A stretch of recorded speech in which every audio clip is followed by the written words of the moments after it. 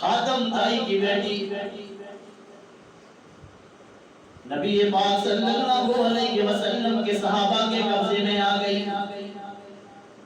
ایسا دور تھا نبی علیہ السلام کی آمد سے پہلے کوئی دوست کی بہنوں کو اکٹھا کر دیتے تھے ظالم، سوتیلی ماں کے ساتھ کچھ اور کر دیتے تھے ظالم۔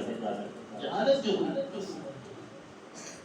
نبی پاک صلی اللہ علیہ وسلم کا دور ہے، صفانہ نام کی بچی، خاتم تائی کی بچی صحابہ کے قبضے میں آ گئی، نبی کے قبضے میں آ گئی۔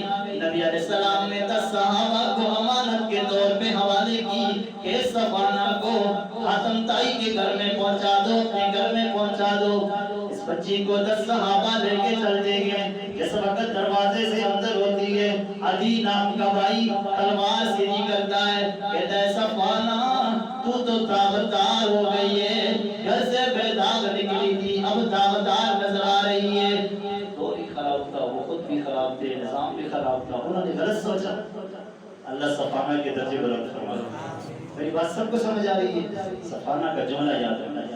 صفانہ کہنے لگی او عدی، آپ کی بد حویلی میں چار دیواری کے اندر اللہ کی قسم میری عزت اتنی محفوظ نہیں جتنی محمد رسول اللہ کے